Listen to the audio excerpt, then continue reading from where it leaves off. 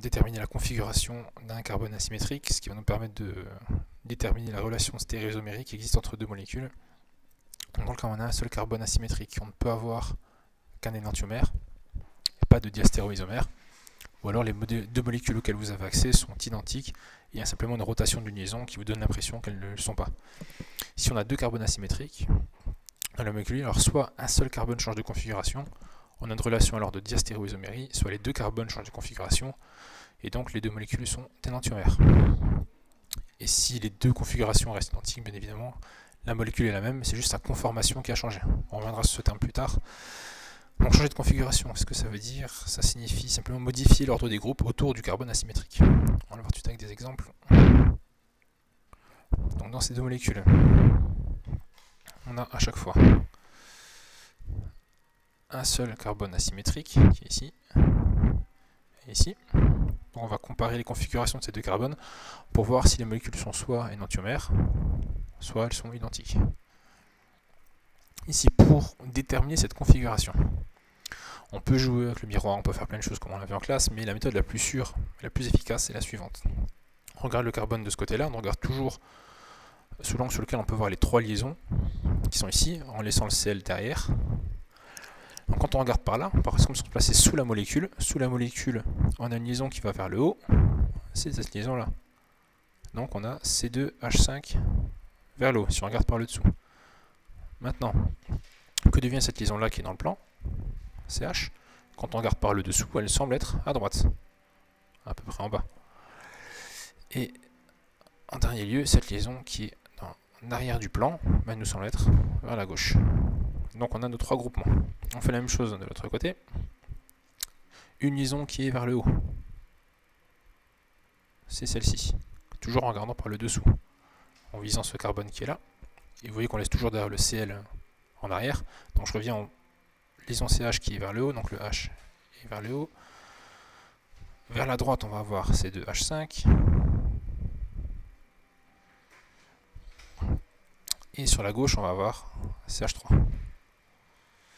Donc maintenant, ce qu'il faut faire, c'est partir d'un atome. Je vais arbitrairement choisir de commencer à compter par le H, faire le tour de ce carbone dans le même sens, et vérifier si l'ordre des groupements est le même. Donc ici, j'ai H en premier, puis CH3, puis C2H5 en troisième position.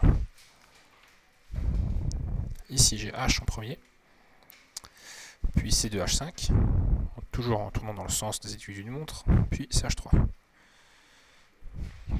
On en déduit que la configuration de la molécule A est différente de la configuration de la molécule C. Deux groupements ont interverti leur position. Il s'agit donc de deux configurations différentes et donc de deux énantiomères. Maintenant, dans le cas où on a deux atomes de carbone asymétriques, alors dans ce type d'exercice, souvent on aura deux manières de procéder.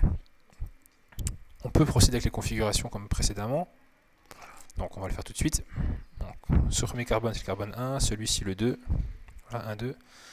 Et donc il faut établir la configuration pour chacun des atomes de carbone, C1, C2 pour chaque molécule, et après on pourra comparer. Donc pour le carbone 1, qui est ici, on va le regarder en se plaçant à gauche. Donc si on se place à gauche, on a cette vision-là. L'atome qui est vers l'avant, ici, qui se retrouve à droite pour nous, celui qui est vers l'arrière, qui se trouve à gauche, et celui qui est dans le plan, qui se trouve en bas. Même chose pour le carbone 1 ici. Je vais avoir l'atome d'hydrogène vers l'avant, le brome vers l'arrière, et les CH3 vers le bas. Et enfin, sur ce carbone, le brome à droite, l'hydrogène en haut à gauche, et le CH3 en bas. Donc à chaque fois, on s'est placé sur la gauche de la molécule.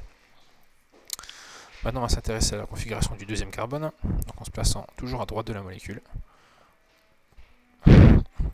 Donc ici, si on se place à droite, on va voir H en haut, Br en bas à gauche, CH3 en bas à droite.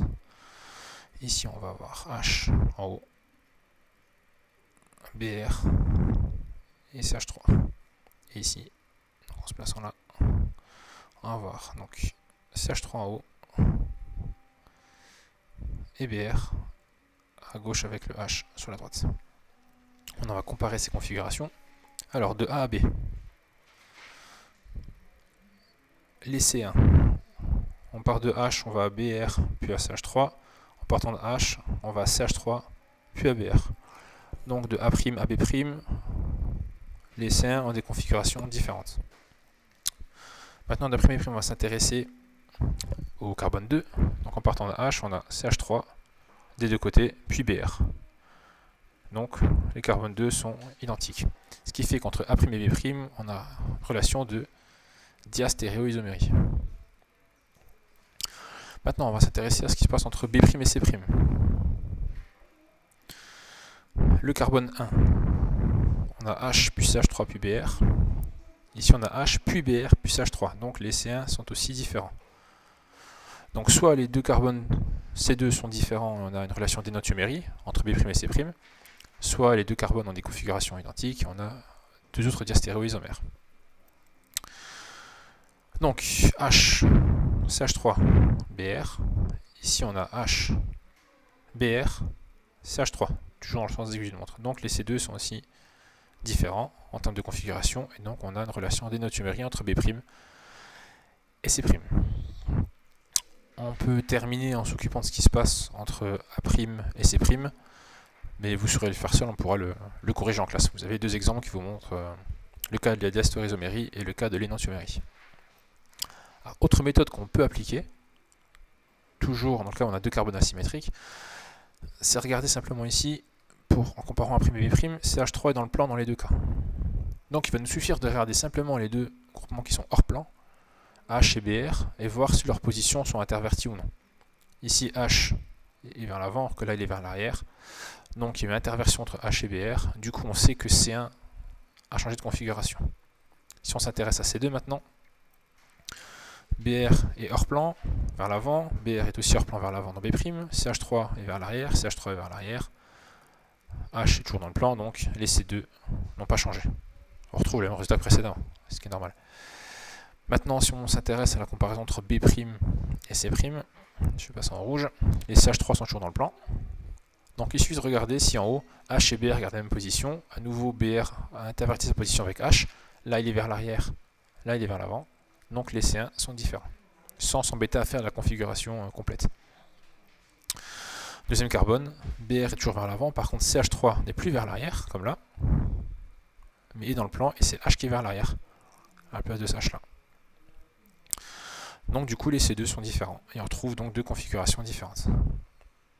Alors cette méthode n'est pas toujours applicable, on l'applique quand c'est possible, mais la méthode la plus sûre est celle qu'on a vue juste dans la page d'avant, où on détermine les configurations complètes de chacun des atomes de carbone. Donc en devoir, il faut vérifier si d'abord on peut appliquer cette méthode, qui nous permet d'aller très vite, et qui se justifie facilement. Sinon il faut utiliser cette méthode, où on détermine les configurations de chaque atome de carbone.